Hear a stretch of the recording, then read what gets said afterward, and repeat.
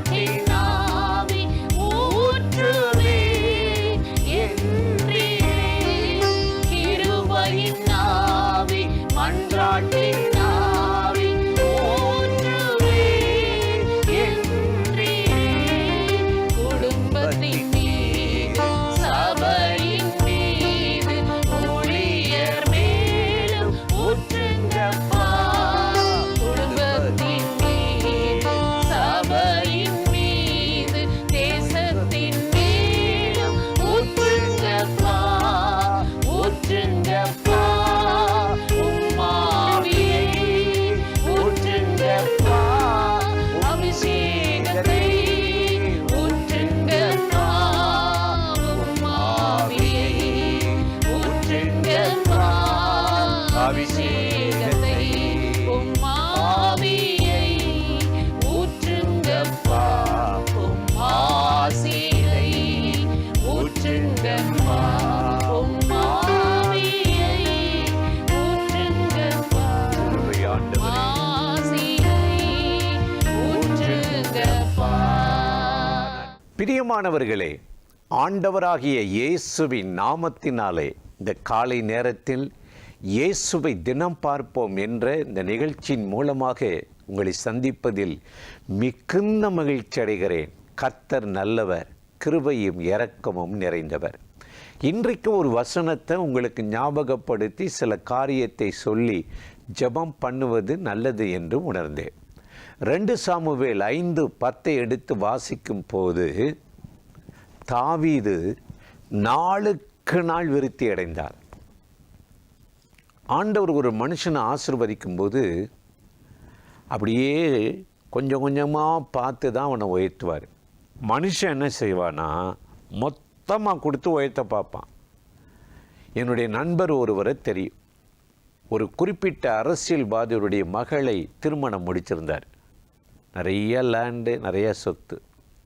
ஆனால் அதையெல்லாம் சில வருஷத்தில் ஊதாரியாக வாழ்ந்து அழிச்சிட்டார். ஆண்டவர் பாருங்களேன், நாளுக்கு நாள் விருத்தி, நாளுக்கு நாள் வளர்ச்சி.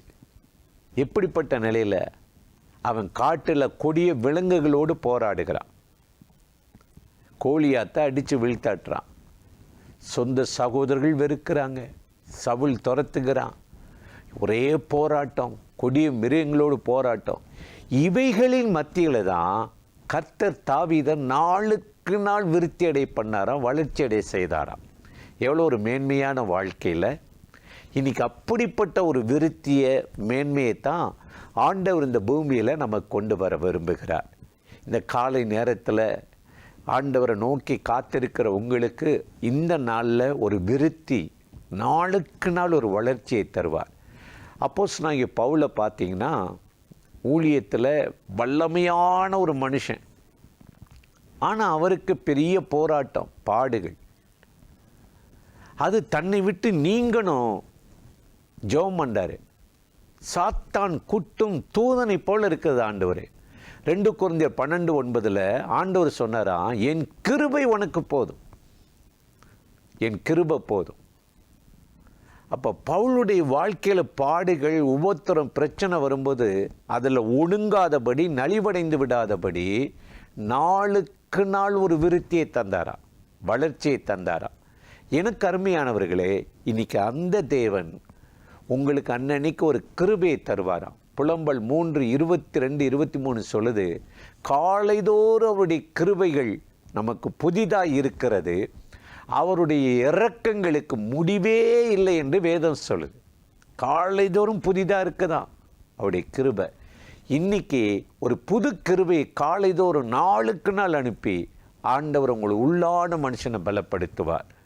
அது மாத்திரமா, 2 கொரிந்தியர் 4:16 பார்த்தீங்கன்னா, அப்போஸ்தலனாகிய பவுல் சொல்லுகிறார், எங்கள் புறம்பான மனுஷன் அழிந்தும் உள்ளான மனுஷன் நாளுக்கு நாள் புதிதாக்கப்படுகிறார்.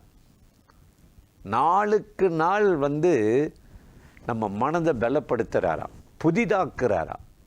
சோர்ந்து போகிறோம், ஒடுங்கி போகிறோம், ஒன்றுமே நடக்கலைன்னு கலங்குறோம், பிரச்சனைகள் நிறைந்த உலகம், பாடுகள் நிறைந்த உலகம். இப்படிப்பட்ட இந்த உலகத்தில் நம்ம ஒடுங்கி மடிஞ்சு அழியாதபடிக்கு உள்ளான மனுஷனில் ஒரு பலனை தரார். எப்போ? பரிசுத்த ஆவியை அனுப்பி. அதனால தான் கர்த்தருடைய வேதம் நமக்கு அருமையாக சொல்லுகிற, உள்ளான மனிதன் நாளுக்கு நாள் புதிதாக்கப்படுகிறார். இன்னைக்கு நாளுக்கு நாள் நீங்கள் முன்னேறவும் வளரவும் விருத்தி அடையவும் ஆண்டவர் இந்த நாளில் உங்களை கரம் பிடித்து நடத்த போகிறார். கர்த்தர் நித்தமும் உன்னை நடத்தி மகாவறட்சியான காலத்திலும் ஒரு விருத்தியை தந்து உங்களை ஆசீர்வதிப்பார்.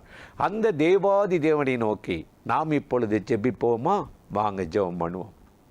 அன்பும் இரக்கமும் கிருபையும் நிறைந்த நல்ல ஆண்டவரே, இந்த ஆசீர்வதிக்கப்பட்ட நாளுக்காக, நேரத்துக்காக, கிருபைக்காக உமக்கு நன்றி செலுத்துகிறோம். இப்பொழுது யாரெல்லாம் இந்த நிகழ்ச்சியில் இணைந்து இந்த வார்த்தைகளை கேட்கிறார்களோ அத்தனை பேர் மேலும் ஒரு விருத்தியை தாரும்.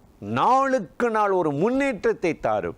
சேனைகளின் கர்த்தர் கூட இருந்து உம்முடைய பிள்ளைகளுடைய காரியத்தை இன்றைக்கு கைகூடி வர பண்ணியருளும், ஆசீர்வதியும். இயேசுவின் நாமத்தில் வேண்டிக் கொள்ளுகிறோம் நல்ல பிதாவே. ஆமேன், ஆமேன், ஆமேன்.